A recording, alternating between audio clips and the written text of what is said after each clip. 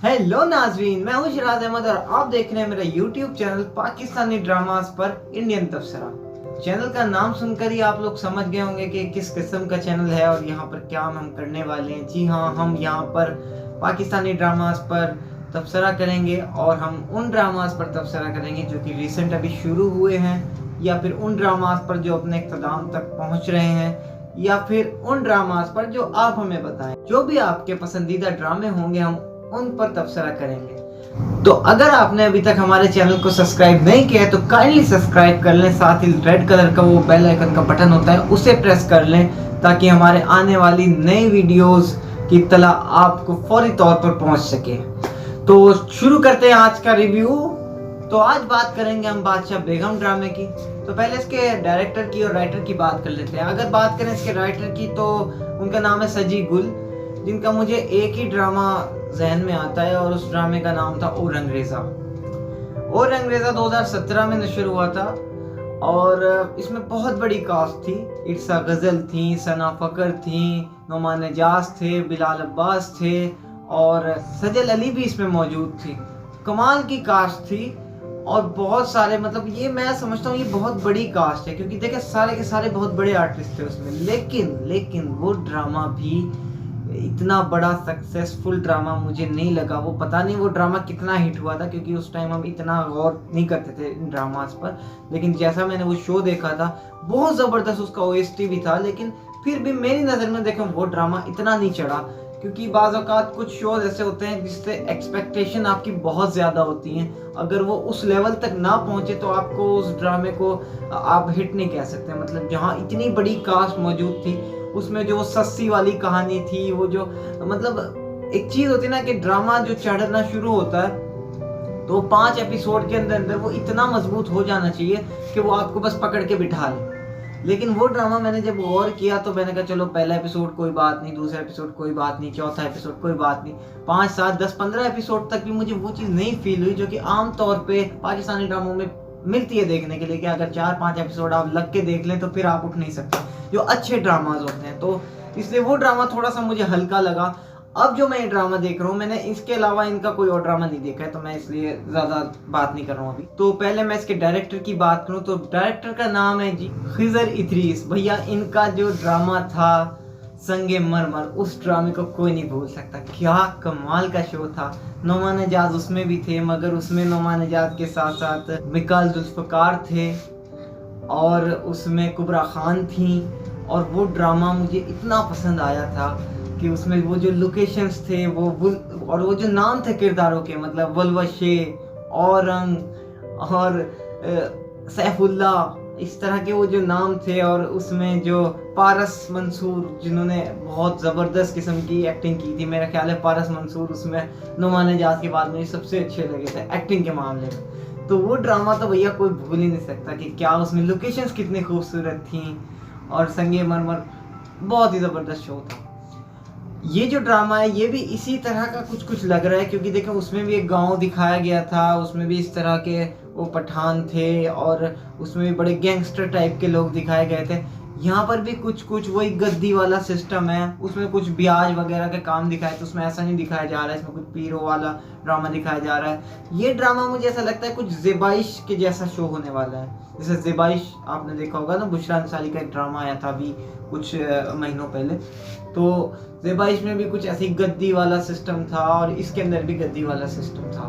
मतलब जो पीर फकीर होते हैं ना, जो पीर होते हैं बड़े बड़े, तो इस तरह का एक कॉन्सेप्ट नज़र आ रहा है। वैसे आप सोच रहे होंगे कि ये बंदा क्या बातें कर रहा है। मतलब बताने तो मैं आया था बेगम बादशाह ड्रामे के बारे में और मैं बता रहा हूँ कभी ओ रंगरेजा के बारे में, कभी संगमरमर के ड्रामे के बारे में। मेरे भाई बात ये है कि आज है पहला एपिसोड, ठीक है। तो पहले एपिसोड में आप डायरेक्टर और राइटर पे ज़्यादा बात करते हैं क्योंकि कहानी अभी इतनी चली नहीं है, एक्टिंग हमने अभी इतनी ज़्यादा कोई देखी नहीं है। लेकिन हाँ ये है कि मैंने कुछ फैक्ट्स उठाए हैं, 2-4 हम उस पर डिस्कस करेंगे। जो एक पहला एपिसोड तो खैर 40 मिनट, तो हमने 36 मिनट कोई अभी तो ड्रामा देखा ही है ना, तो हम उसके बारे में भी आपसे बात करेंगे।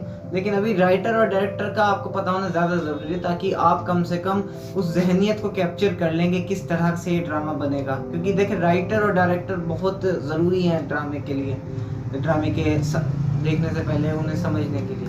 तो आपने देखा होगा कि बैनर के ऊपर भी पहले राइटर का नाम होता है, फिर डायरेक्टर का नाम होता है। मुझे पाकिस्तान में जो डायरेक्टर सबसे ज़्यादा पसंद है, राइटर तो मुझे खलील रहमान कमर और फायदा इफ्तिकार पसंद है, ठीक है, और डायरेक्टर जो मुझे पसंद है वो बदर मुनीर पसंद है। वो उनकी एक खासियत है बदर मुनीर की कि वो इस तरह से लिखते हैं ड्रामे को कि चाहे वो कहानी डायरेक्शन करते हैं ड्रामे की, कि चाहे कहानी मजबूत भी ना हो लेकिन उसके अंदर एक कश डाल देंगे, एक क्रश डाल देंगे। जैसे आप देखें दो बोल बदर मुनीर का ड्रामा है, और उसमें कोई ऐसा नहीं था कि बहुत कोई खतरनाक कहानी थी, वो बड़ी इंटरेस्टिंग स्टोरी थी, एक आम सी कहानी थी। ऐसी कहानी हमने पहले भी देखी, लेकिन उसके अंदर जो एक कशिश उन्होंने डाल दी थी, ये डायरेक्शन से आती है, ये राइटिंग से नहीं आती। सो इस तरह, तो इसलिए मैं आपको डायरेक्टर और राइटर के बारे में बता रहा हूँ। तो बात करते हैं ड्रामे की। तो ड्रामा जब शुरू हुआ तो 5-6 मिनट तो इसमें कोई मज़ा मुझे आ नहीं रहा था, लेकिन उसके बाद जैसे ही 7वां-8वां मिनट शुरू होता है तो ड्रामे में एक बहुत ही स्टूपिड सी चीज़ होती है, लेकिन उस स्टूपिड सी चीज़ की वजह से इंटरेस्ट आ जाता है। इंटरेस्ट कैसे आया, मतलब क्या बेवकूफ़ी, क्यों मैं कह रहा हूँ इसका मतलब, क्या दिखाया है। एक जगह है जहाँ पर एक पीरनी टाइप की बड़ी अल्लाह वाली बड़ी कोई मौज़ब बना के उसे बिठाया हुआ है चेयर पे, साथ उसके 2-3 उसकी चेलियाँ हैं, मतलब जो उसके सर्वेंट्स हैं, या ये कहें कि मुरीद औरतें हैं, वो खड़ी हुई हैं। उन्हीं में से एक औरत उठती है और वो कहती है कि जी मैं यहाँ पर नई आई हूँ इस गांव में, मेरी शादी हुई है, अभी मेरी सास का भी इंतकाल हो चुका है, तो मुझे कोई बताने वाला भी नहीं है कि आपके यहाँ के रस्म रिवाज क्या है। तो इतनी बात वो करती है, तो उसकी जो मुरीद है, मतलब वो नहीं बोलती, उसकी जो मुरीद है वो बोलती है, अच्छा बता तुझे क्या मुराद पूरी करवानी है। मतलब बात तो इस तरह करनी है कि अल्लाह ताला से इनका डायरेक्ट कांटेक्ट हुआ हुआ है, कांटेक्ट छोड़ो, इनका कॉन्ट्रैक्ट हुआ हुआ है कि ये बस अभी दुआ करेंगी और दाएं से लगेगी और बाएं से इसका काम हो जाएगा। वो बेचारी ने भी कहा कि जी मैं अपने लिए तो कुछ नहीं मांगती, तुम मेरे हमल में एक बच्चा है तो मैं इसके लिए कुछ मांग रही हूँ, इसके लिए आप दुआ कर दे बस। अब जी इतना उनका कहना था जो उन्हें गुस्सा आया, उन्होंने कहा बच्चा तू यहाँ पर गैर महरम ले आई है। मतलब अकले चेक करो यार, ऐसा कहाँ होता है कि वो गैर महरम किस तरह हो गया, वो बच्चा है या बच्ची है पहले तो ये नहीं पता, और अगर वो चलो वो बच्चा है भी, वो तो अभी दुनिया में भी नहीं आया है।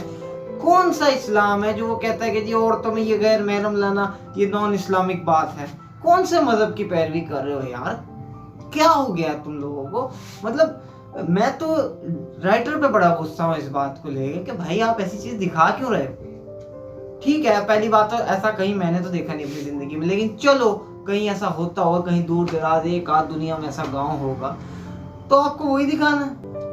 देखिए जी एक बात समझ लें आप, जो ड्रामे अब पाकिस्तान में बनते हैं या कहीं भी बनते हैं, खासकर पाकिस्तानी ड्रामाज जो है वो अब पाकिस्तान तक सीमित तो रह नहीं गए हैं, वो सरहदें पार कर गए हैं और वो इंडिया में आ गए हैं। इंडिया में बहुत ज़्यादा देखा जाता है। तो ये सब चीज़ें दिखा के जो आप मैसेज देने की कोशिश कर रहे हैं, मैं मानता हूँ कि आप उस चीज़ को गलत ही साबित करने के लिए दिखा रहे हैं, लेकिन भाईजान इससे ज़्यादा नुकसान इस्लाम को होता है। लोग ये समझे ना समझे कि ये क्या हो रही है या ये गलत है या क्या मैसेज दिया जा रहा है, ये लोग बाद में समझेंगे। पहले लोग ये कहेंगे कि यार ये मुसलमान होते बड़े जाहिल हैं। तो ये जहालत दिखाई दे रही है, इतना भी ना दिखाएं, थोड़ा हल्का करके दिखाएं। अच्छा फिर मुझे यूँ लगा कि चलो इस लड़की को ये डांट वांट देंगे, डांट डूंट के भाई घर पे भेज देंगे, लेकिन नहीं साहब, उसे तो मारा गया है, पीटा के बाकायदा उसकी टांगे पे लाठियां चलाई गई हैं और वो अगले सीन में उसे रेंगते हुए दिखाया जा रहा है। तो ये सीन जो था स्टूपिड, मगर यहाँ से इंटरेस्ट शुरू हो गया इस ड्रामे में। दूसरी तरफ इस ड्रामे में शहर दिखाया गया है,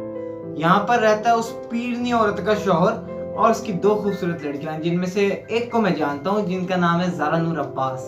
पहले तो मैं ज़ारा नूर अब्बास के बारे में कुछ कहना चाहूँगा। क्या ही ज़बरदस्त लड़की है ये रील और रियल दोनों लाइफ में हीरोइन है। एक दफ़ा मैं इनकी कहानी सुन रहा था यूट्यूब पे, ये खुद अपनी कहानी बता रही थी, तो इन्होंने अपने बारे में जो सब कुछ बताया है और जो मुश्किलात इन्हें फेस करनी पड़ी हैं ज़िंदगी में और जिस तरह से निकल के यहाँ तक आई हैं, वो सब चीज़ें जब मैंने सुनी तो भाई कमाल है। इतने मुश्किल मराहिल तय करके आज ये लड़की यहाँ मौजूद है और पाकिस्तान की टॉप एक्ट्रेस में इसका शुमार होता है। मैं तो एक दफ़ा सल्यूट करूँगा इस लड़की को कि क्या ही ज़बरदस्त ये पर्सनैलिटी है। लेकिन ड्रामे के अंदर इनको एक जगह स्टेज पर दावत सुखन पेश की जाती है, यानी शेर व शायरी के लिए इनको बुलाया जाता है। तो भाई देखो, हम तो अभी परिजात देख के आए हुए हैं, हमें तो यूँ लगा भैया राइटर का मूड आ गया है, क्योंकि पहले जो ड्रामा बना था और अंग्रेज़ा में इन्होंने नुमान एजाज को खयाम बनाया हुआ था, जो कि बहुत बड़ा एक मशहूर शायर होता है, और खूब उसमें शायरी भी हुई थी।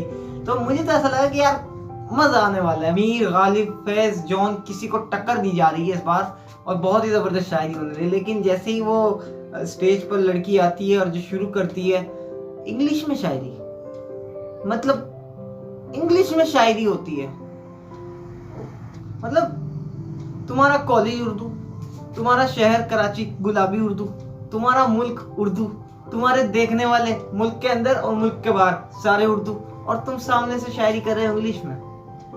वाह! मैं तो ये सोच रहा हूँ कि खलील साहब ने इसे देखकर क्या कहा होगा। आपने पूरे मुल्क का सिलेबस उड़ा कर रख दिया। बहरहाल, इसके अलावा इसमें फरहान सईद का जो रोल देखा है हमने, वो बड़ा इंटरेस्टिंग था। मतलब इस दफा उन्हें गोलियां चलाते हुए दिखाया गया इस ड्रामे में। इससे पहले फरहान सईद को कभी ऐसा नहीं दिखाया गया। मैंने तो ये समझे कि उडारी से लेकर मेरे हमसफर तक मैंने इन्हें गोलियां चलाते हुए तो नहीं देखा, चाहे वो सुनो चंदा हो, चाहे वो प्रेम गली हो। लेकिन इस दफ़ा ये बिल्कुल अलग किरदार में नज़र आए हैं, तो देखते हैं ये कितना इसके साथ इंसाफ कर पाते हैं।